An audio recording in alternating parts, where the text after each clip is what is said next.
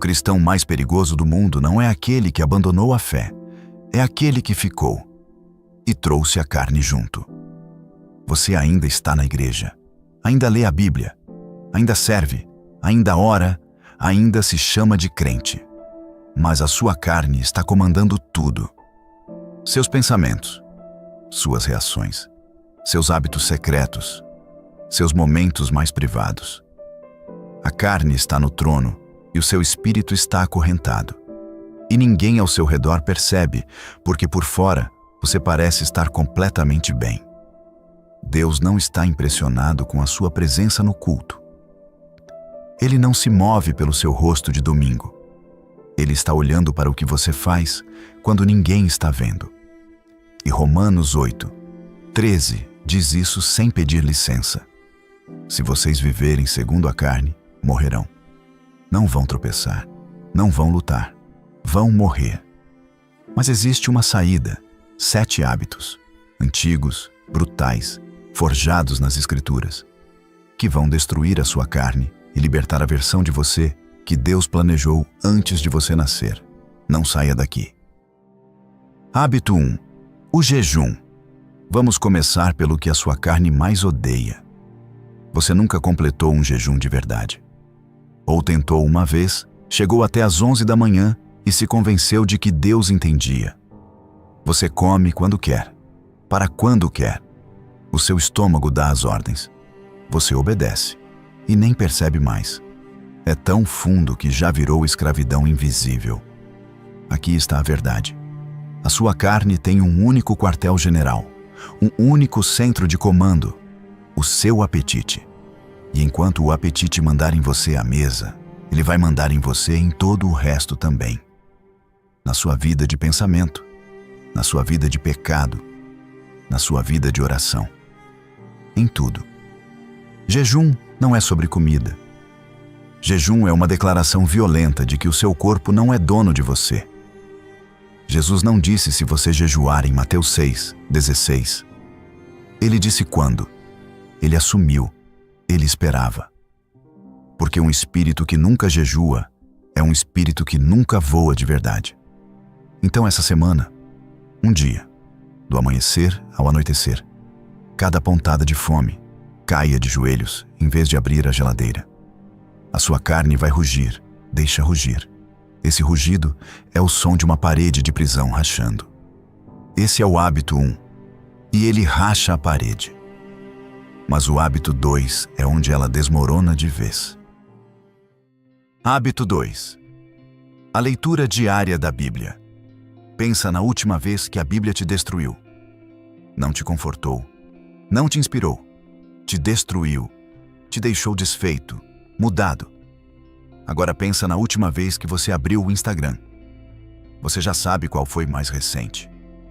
Esse intervalo é exatamente onde a sua carne mora.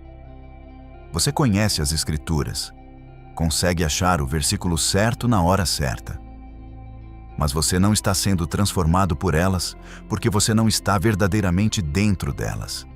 Hebreus 4:12 diz: A palavra de Deus é viva e eficaz, mais afiada do que qualquer espada de 2 gumes, penetrando até dividir alma e espírito.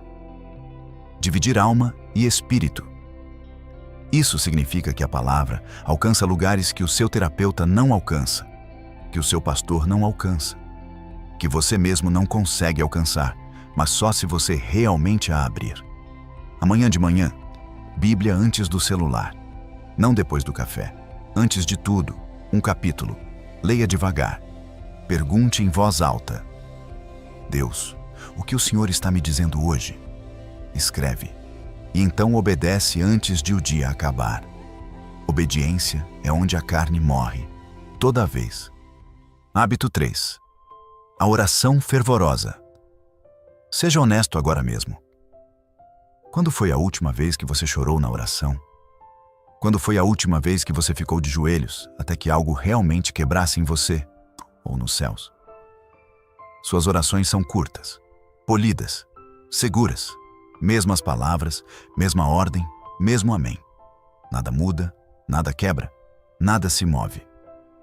E você silenciosamente aceitou que essa rotina vazia é simplesmente como a oração se sente. Não é. A sua carne pegou a arma mais poderosa que já foi dada a um ser humano e transformou ela em ritual de dormir. Tiago 5,16 não diz que a oração do justo é bonita. Diz que é poderosa e eficaz. Essas são palavras de guerra. E depois tem Lucas 22:44.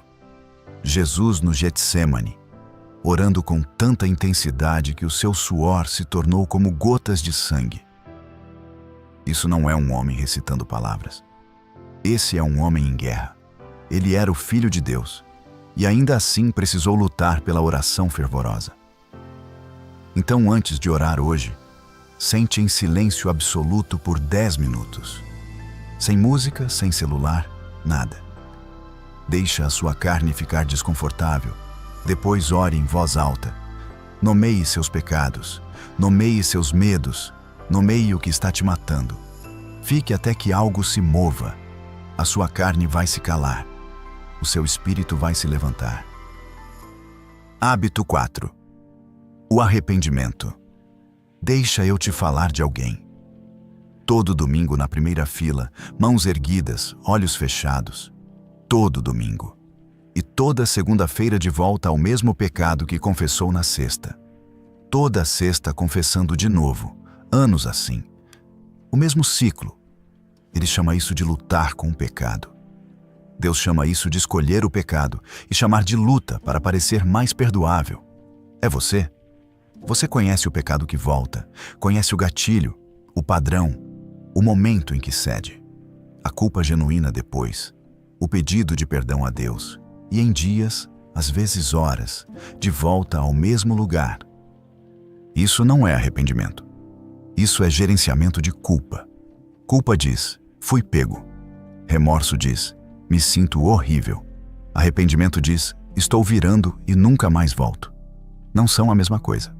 2 Coríntios 7:10.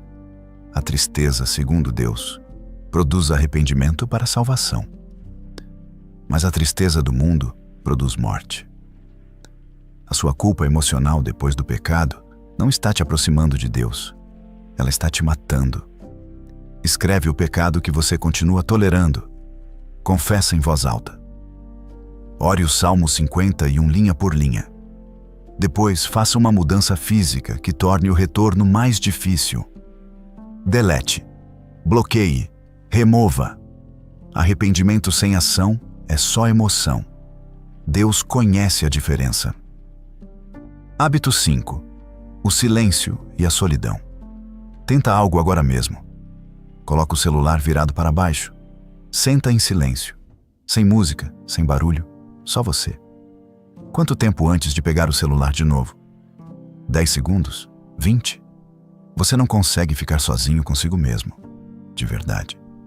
O silêncio te deixa ansioso. A quietude parece tempo perdido. No momento em que aparece uma lacuna silenciosa no seu dia, você a preenche instantaneamente. Rolar o feed, música, podcast, qualquer coisa, menos o silêncio. E você chama isso de personalidade. Eu simplesmente não sou uma pessoa quieta. Não. A sua carne está aterrorizada com o que acontece quando o barulho para. Porque no silêncio, Deus fala. E o que ele diz sobre a sua carne não é confortável. Marcos 1:35. Jesus, o Filho de Deus, muito de manhã, ainda escuro, levantou-se, saiu de casa. Foi para um lugar deserto e orou. Ele não ficou onde estava quente e confortável. Ele saiu antes do amanhecer para encontrar o silêncio. Salmo 46:10. Aquietai-vos e sabei que eu sou Deus. A sua carne não consegue fazer isso. O seu espírito foi feito para isso. Amanhã, antes de qualquer coisa, 15 minutos. Celular em outro cômodo, sem som. O desconforto que você sentir nesses primeiros minutos é a sua carne morrendo. Não fuja, fica. Hábito 6. A prestação de contas. Deixa eu descrever alguém que você talvez conheça. No domingo, em chamas por Deus. Em público, o cristão modelo. Em particular, perdendo a mesma batalha que perde há 3 anos. Sozinho, envergonhado, exausto, convicto de que se alguém soubesse de verdade, estaria acabado. É você. Ninguém sabe suas lutas reais. Nenhuma pessoa. Você construiu uma versão de si mesmo para a igreja, para a família, para o seu grupo pequeno, e essa versão está vencendo. Mas a versão real está afundando, e a sua carne te convenceu de que esconder é a opção mais segura. O pecado não sobrevive apenas no escuro, ele prospera lá. Tiago 5:16. Confessai os vossos pecados uns aos outros e orai uns pelos outros, para que sejais curados. Curados. Essa é a promessa, mas a condição vem primeiro. Confesse primeiro. A cura vem depois, nunca ao contrário. Provérbios 27:17. Ferro com ferro se aguça, assim o homem aguça o rosto do seu amigo. Você não consegue se afiar sozinho. Você precisa de alguém que te ame o suficiente para te dizer a verdade. Hoje, não amanhã. Hoje, manda uma mensagem para um crente maduro, cheio do Espírito, com 4 palavras. Preciso da sua ajuda. Diz uma coisa real. Dá permissão para ele fazer as perguntas difíceis toda semana. A sua carne vai resistir a cada palavra disso. Manda a mensagem assim mesmo. No momento em que o seu pecado encontra a luz, o poder que ele tem sobre você começa a morrer. Hábito 7. A gratidão intencional. Esse é o hábito que ninguém fala, e a sua carne ama que você ignore. Você se levanta de manhã e a primeira coisa que o seu cérebro faz é calcular o que falta, o que deu errado ontem, o que pode dar errado hoje, o que você ainda não tem, o que ainda não conquistou, o que ainda não se tornou. A sua carne vive na lógica da escassez, e enquanto ela controlar a narrativa da sua manhã, ela vai controlar o seu dia inteiro. Mas a gratidão não é sentimento, é uma arma.